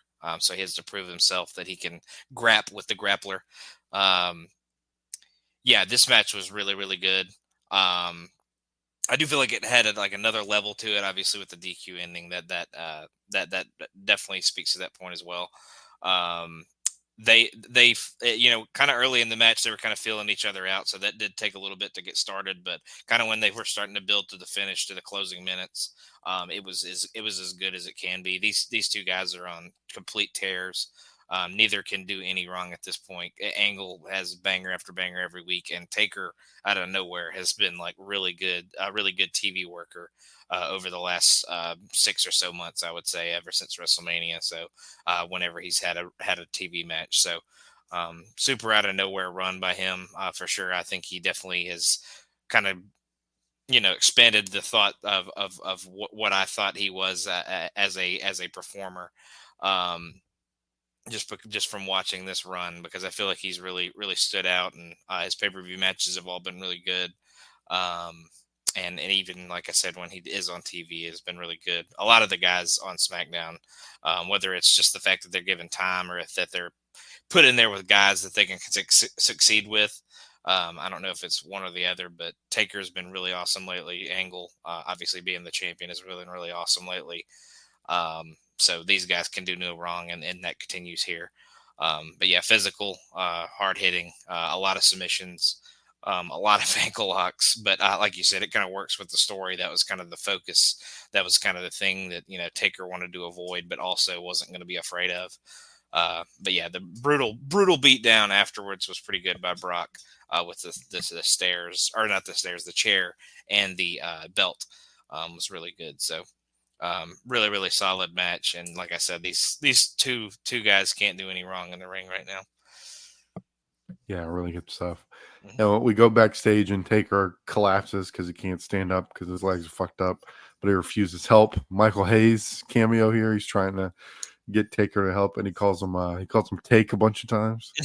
Come on, Take, let us help you, Take. And Taker was like me demanding another drink when I shouldn't have another drink, stumbling all over. No, I can take it. Give me another shot. Like, I'm not ready. Night's not over. Yeah, this was you trying, or us trying to get you to the hotel in Tampa that one time. I'm good. Number 22. So you take that warm shot of Jack at the end of the night. Oh God, gross. And then we also see Angle getting iced down. So just putting over the brutality of the match, which is a nice touch. And they earned it. I mean, it did look brutal. Some New Orleans Saints are in the building. They don't tell us who. And I'll be honest, even as a diehard Saints fan, I had no idea who these players were. I wrote that down in my notes. I said, Jake, name them Saints. I couldn't. To be fair, this is not my encyclopedia. I mean, I was still only like 12 or 13, so I wasn't like... This was not a hot period for the Saints either. So no, it was not. And I would feel like if this was anybody of note, they would have said who it was. So I'm guessing these were like the backup defensive linemen or something. Yeah, this I didn't recognize it. I think it's like if it was like somebody legit, like a Leroy Glover or something, I probably would have known. But yeah, it was. Yeah, this seems like it was not Joe Horn or anything. Yeah, this seems like a pair of like offensive tackles or guards or something like that. So. Right, like they're so thirsty to like say any athletes. The fact they didn't name them is that's not a good sign. They're just like, the Saints are with us tonight. Right. And they're here to see the bikini contest. We get highlights of it, like I said, because they kind of present this pre-taped. I like Taz's Mardi Gras, his carnival attire here with his bow and everything. The music, they give this like jazzy, like New Orleans number going on here. So they just show all the shenanigans. At one point, Nydia accidentally hits Taz in the balls with a bead. And of course, as everyone expects, Tori wins, as she does with all these things, because she's the favorite. And she has, continuing to like Tori is into women thing. She has Nydia pull her shorts off during this because she has like a bikini and a bottom, and then she reveals a more thongish bikini underneath. But the biggest surprise is that Shaniqua comes in and beats the piss out of everyone at the end of this. So kind of building Shaniqua maybe as a monster. So I was not expecting that. I thought this should be our normal, like, showing some skin segment, but they kind of gave a little twist by having Shaniqua come out and beat everyone up. Our normal, they make everybody but Tori look awkward, so Tori can win all the bikini contests. Right. And then, but yeah, no, as much as green as Linda Miles / Shaniqua is, they've presented her super well since she came back in with the Basham. So they're doing her right so far. We'll see if it continues, but yeah, I'd say as far as this project so far, with her kind of being the dominatrix manager of the Bashams, and her being kind of the dominant killer of the women's division, has really worked out so far for them. So good booking for her so far. Right. We go backstage. The APA are they're pissed off about their loss, but Bradshaw has some good news to cheer up Farouk. As we see, they're brought back the APA office, aka a door, and he also reveals that they have this guy named Bruce. They have a doorbell, and they have a tiny butler named Bruce to give them cigarettes and beer and shit. So that's enough to get a nice damn out of Farouk. So I'm honestly more excited. Go ahead. No, you go ahead. Sorry. No, I'm more excited, much more excited about the APA than I am about the Dudleys. Like in ring, this was much more entertaining than anything the Dudleys have done in their return. Oh, 100%. You think the butler going to be named Bruce was a shot at Bruce Pritchard? I thought so too. That was my first inclination. And I don't know if you heard this, but Bradshaw says he won him in a poker game. So, he said a very he saw a very problematic thing where he said he had the deed, which I was like, oh, yes, he has the deed to Bruce the butler for the APA office. Oh my God, yeah, very problematic for sure. Yeah. But yeah, I don't know if you heard the fact that he won him in a poker game or something to that effect. Right. Good grief. So, yeah, despite a few cringy Bradshaw comments, I'm kind of digging the APA's little return here. Mm-hmm. No, yeah, they always had their place on TV, and I they're good ass kickers. So as long as they don't have too many of these segments where they say problematic things, I think it should work out. But they are funny guys at the same time, so they can get away with some of the stuff that maybe others can't. All right, we go to Tajiri and Ray. So another possible banger on paper, and Ray's going to be defending the cruiserweight title once again. So they're kind of getting it back into singles cruiserweight mode, which is cool. This is like the match we want from Ray. And as we'll see, this is kind of like our main event match of the night. We have our main event segment, I guess. But this is our main event match of the night, which is surprising given that on the show Taker and Angle that this is higher in the card. But anyway, this was like just a good title defense. Like Ray with a good opponent given time, just a good title defense. So like Tajiri is good because he's a cruiser, so you can kind of go and do that with Ray, but he's also kind of bruising, like with the kicks and stuff. So Ray's kind of on his toes a lot, and he can like wear Ray down. And so it works as like the heel counterpart to Ray. It's really good. So it's not just them doing tons of acrobatic shit. It's a lot of like Ray getting his ass beat down. The back and forth is good. Of course, you have the fantastic counters because Ray pulls out counters against any guy. So when he has somebody that can really go like Tajiri, it's even better. Like I love, like at one point Ray is like just rolling and Tajiri just cracks him and locks in an armbar. Just stuff like that was so good. And just Ray's so good at the spots where like he's in trouble and he has to find some kind of way out, or just always so interesting. Like I like where Tajiri puts like Ray goes up for the springboard, Tajiri puts his feet in the air, and Ray lands on Tajiri's feet, and then immediately Tajiri goes into the Michinoku driver, like without hesitation. So they're just like so focused and so locked in. It was really good. Ray comes back, hits the West Coast pop, and pulls out the win. Just a good featured cruiserweight title match that we need more of on SmackDown. And also like Tajiri misting him at the end. Like he goes like he's going to shake his hand after this incredible athletic contest. But Tajiri's a little shit, so he hits him with a green mist. So a nice little touch at the end. But 3 1/4, just a really good TV title defense for Ray. Yeah, a real flip flop in the rivalry between from a few months ago between Eddie and Tajiri. So now it seems Tajiri's the heel and Eddie is back to being a face. So after that partnership kind of exploded, it seemed like they were going the opposite direction. But now maybe both of them have kind of flip flopped yet again. But yeah, the speed of these two guys is something that stood out to me early. They're both so fast. Tajiri's so fast with the kicks. So fast with the flips and stuff like that. And Ray obviously is, I think he's had a couple of the knee injuries already, but none of the really, really damaging ones that really slow him down kind of later. Well, obviously he's still really fast, but, slow him down from what he was at some point. So he hasn't had the really bad ones yet. So he's still so fast and can run around. He hits an insane suicide dive at one point.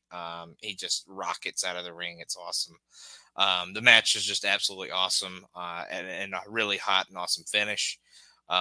It's multiple points. Like, coming into this match, I wouldn't have given Tajiri too much of a chance just because Ray's been on a tear lately, and nobody. I feel like maybe is really on his level at this point, and it's kind of thrown together. So I didn't really think Tajiri was going to win at any point, but the way the kind of match worked out, I felt like at multiple points, it felt like maybe he was going to win the belt and come away here with the title. But yeah, really, really awesome match. Definitely something, if they did every week, SmackDown would be the best show on TV without even trying if they just threw a Rey Mysterio cruiserweight title match every week. So, but yeah, good to see Tajiri kind of have a little bit of a character change a little bit with the mist after the match, crushes him with the buzzsaw kick. So definitely a feud and a match that I would like to see again for sure. Agree. All right, so we'll close it out with our with Vince coming out. He reveals so that fast. It's like instantly. Right, like I said, this whole show seems very edited. Not like in a bad way necessarily. Like it's not taped in a terrible way. It just feels more blatantly like pieced together than it normally does. Mm-hmm. But he reveals to us, Logan, that due to the ongoing conflict between Brock and Kurt, they're going to settle this in what type of match? An Iron Man match. 60 minutes. An Iron Man match between Brock and Kurt. For the World Wrestling Entertainment Championship. Of course. He wants Brock to come out, but we find out that Brock doesn't come to the ring because he's up in the skybox. Everybody's wondering what's going on. He says he wants to prove he's a monster, so he has his pal Zachary Gowan, who's in a wheelchair with a big leg brace on, with a gag in his mouth. He wheels him away into like the concourse area. And this is very long and like kind of, I don't know what's the right word for it. Not really awkward, just like uncomfortably long. Right. Uncomfortable. Yeah. And like, he like Zach Gowan keeps like resisting. He's like, "Stop touching me, Zach! Stop touching me!" And he pushes him out the chair. Zach Gowan's trying to escape. Brock is rambling the whole time over this. Like I can't remember what he was saying. He's just like rambling about nothing. Like he's like, you want me to be a monster and all this. And he says he puts him back in the chair and he said, "Let me tell you something, Zach. This is a magic chair that can fly." And then, in a very famous thing that's been memed a lot, he launches Zach Gowan down the stairs, and they cut to Vince, and even Vince is kind of in shock that Brock is this insane. Mm-hmm. And so, it's to get over that Brock is a monster and he's brutal, and he, despite tapping out, he's still a maniac. So I guess it's them throughout this whole show trying to like build that back up, and like it makes sense, but it's still like, to me, it's just. One, it was like too long and awkward. And like you already had Brock like bloody Zach Gowan up, a couple, was that last week or the week before? Can't remember. Was that before SummerSlam? I think it might I have been think it was before SummerSlam. I think you're yeah, I right. think it was 2 or 3 weeks But ago. like Yeah. we already had that to get it over. This just seems like them like there is a storyline reason for it, but it looks like it's just like one of these shock value things that they seem to be obsessed with in this era. Yeah. And like trying to make him into like someone writing was super into like horror movies or something because like they're trying to make like Kane is like, you know, shocking people's balls like a slasher movie or something. And then Brock is doing like he's like some psychological killer or something. Like And he's picking throwing on this the guy down. handicapped kid and stuff like that. It's just Yeah, like rambling like a maniac. It was just it's at some point it feels like they're getting their jaws a little bit too much on torturing Zach Gallen. Like he did it one time, it's like, all right, now you're kind of getting off on it. It's a little awkward, but you know, it accomplished its purpose, but it wasn't my favorite thing ever. Yeah, it's definitely way too long. Kind of exposes Brock for how little he can talk. I mean, it's not awful, and he's kind of supposed to play like a madman, so he's not thinking clearly, I guess. So he may not have the best, you know, verbal communication in this one. But yeah, this kind of exposes how limited he is and how thick his fucking accent is, Right. and how absurd it is at the same time. But yeah, it almost feels like you're picking on Zach Gowen at this point. I mean, obviously he's supposed to be kind of a bully, but just writing wise, you know, it kind of seems like somebody really had it out for poor old Zach, whether it was actually Vince or not. You know, character may have been real life as well. So Right, like at this point, it makes you like they think it's kind of funny, you know. yeah, and it's just it's a little over the top. I'm not like super offended by it, but it's just Right. seems kind of unnecessary at some point. But yeah, this was way too long. Obviously it's brutal. He he smashes his leg multiple times, which is supposed to be broken because of the F5s into the posts and stuff. So he smashes his leg, kind of tips him out of the wheelchair at one point, and then obviously he throws him down the steps. And like you said, the kind of famous spot that they show a lot and is very very memeable and stuff like that. So but yeah, way too long. But not terrible, but not great either. Yeah, they just got to get away from trying to make everything like this, like cringy shock value stuff. Just Brock's an asshole. Just have him get him. He's like, oh, you think I'm a monster? He just rolls him down the steps, like bada bing, bada boom. Like we don't need him acting like he's like Norman Bates or whatever. Some like, we don't need all that. We don't need that for Brock Lesnar. He's just an asshole, and that's it. Let's move on. He doesn't need to talk. He just needs to kill what's in front of him. Yeah, like, yeah. But like I said, they're just obsessed with these like these almost like goofy, and it's like you said, it's like I'm not offended, but I'm just like, oh my god, this is kind of corny. It's a little bit too much. But to wrap up, I still thought this was a very good show. I mean, two really good matches. The pace of the show was really, really well done, and we still got solid angle development. No pun intended. So I ended up going 7 out of 10. Yeah, I went 7 out of 10 as well. Yeah, two really fantastic matches, like you said, and the APA World's Greatest Tag Team opener wasn't that bad as well. It's a pretty solid way to open the show. But yeah, not an all time great SmackDown, but definitely a really solid one in ring. With maybe a segment at the end that kind of dropped it down from being really, really good there. So, but yeah, solid for sure, and continues the streak of SmackDown being just way, way, way better than Raw. Like, I don't love everything about the Brock stuff, but I do think they accomplished their goal. Like, they fully reestablished like he's a threat, he's a monster, and now we're getting set up for the Iron Man match. So, yeah, they just need to have Brock do the action that he did, but less talking. He just needs to talk less and destroy more. That's and it's weird because you pair him with Vince. Like, you just paired him with Vince. Just have Vince run his mouth. Like, Vince is much better rambling than him. Exactly. Like, I don't get it. But anyway, we'll go through the awards real quick. I think most of these will be pretty straightforward. Best match, I'm going to go with Kurt and Taker. Yeah, for sure.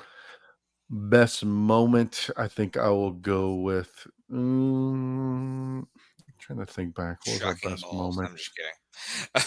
Right, like it's like the most memorable. Or like, I guess we could make an Excel. Like most memorable moment would probably be, I mean, probably from the memes. It's Brock throwing him down the stairs on the. It's in the probably wheelchair. Brock in the stairs. Yeah. I'd go with that. Yeah. So we'll go with that. Maybe not the best. We'll say most memorable for this one. Yeah. Best show of SmackDown easily. Yeah, 100%. Not even close.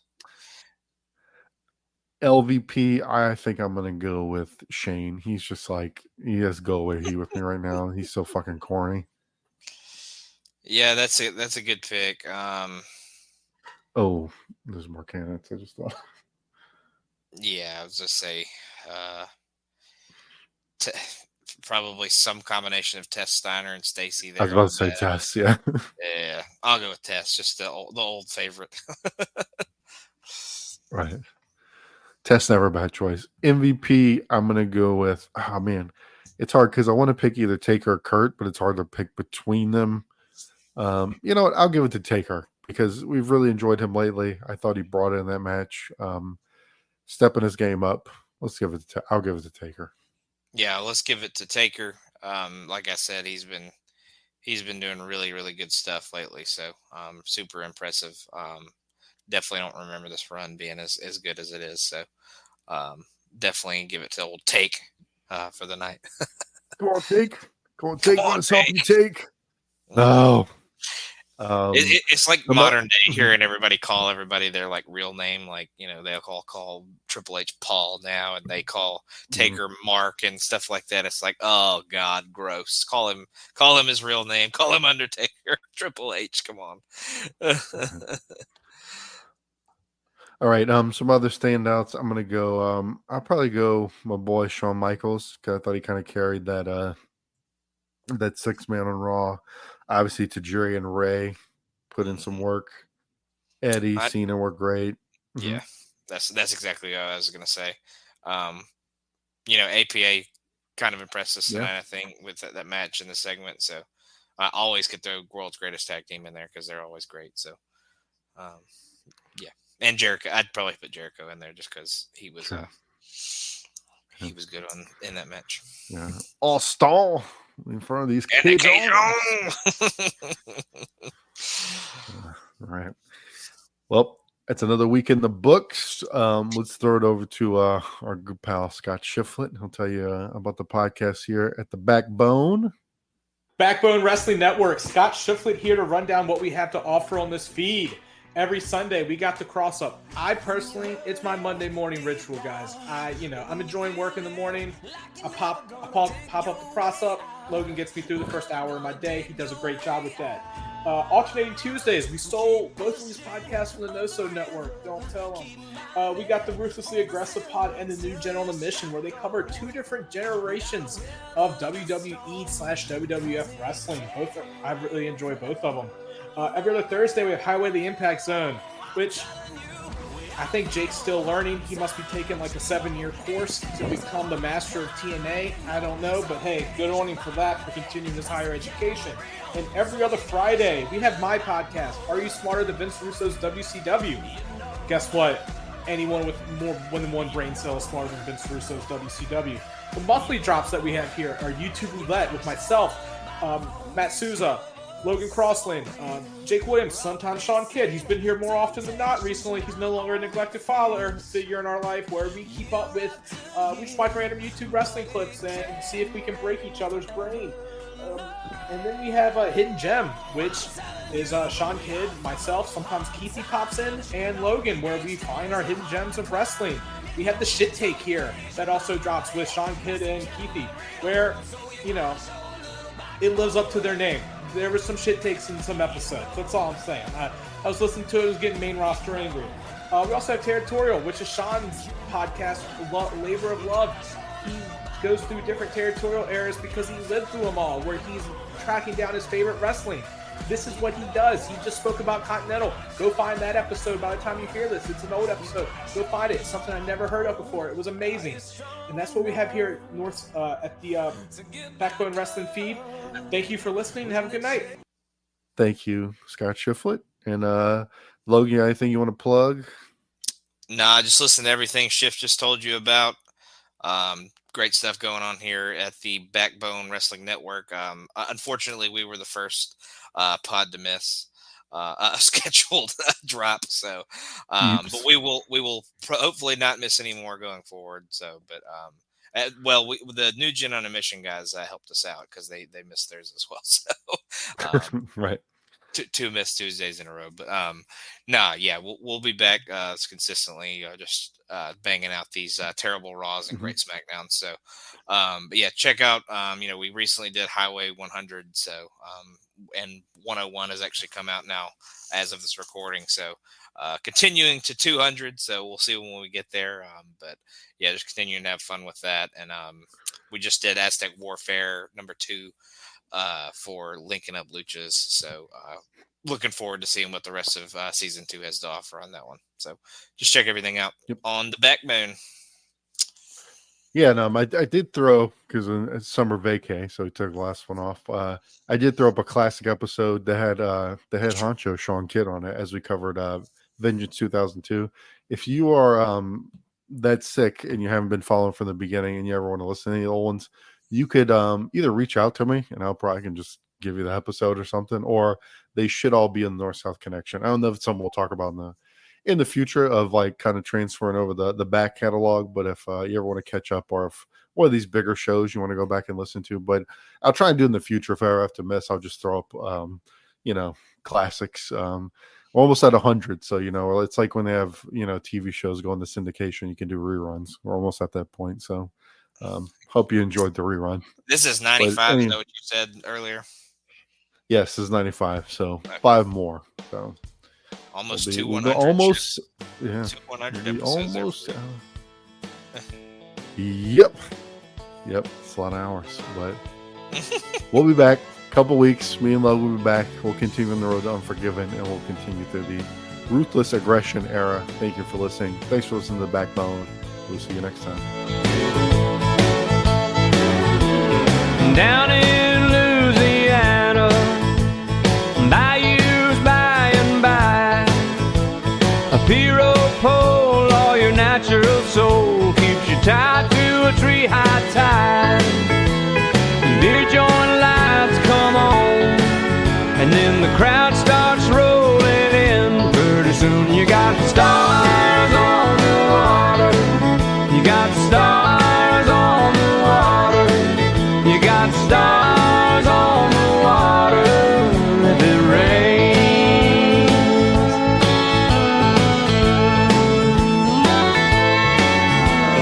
Beaumont to Biloxi, sea breeze at your door, gypsy rains, dang hurricanes, white silver sandy shores, blue light lounges shining way out on the pier, makes it look just like stars on the water, just like stars on the water, just like stars on the water when it rains.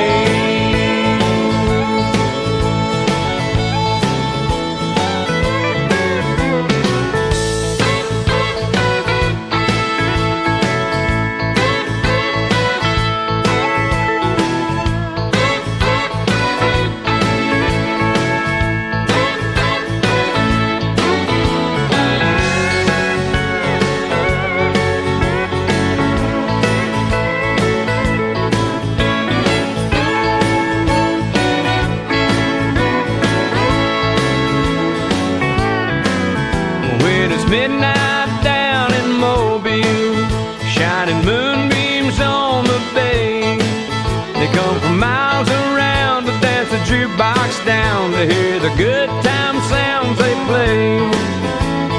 All across the harbor, nightlife shines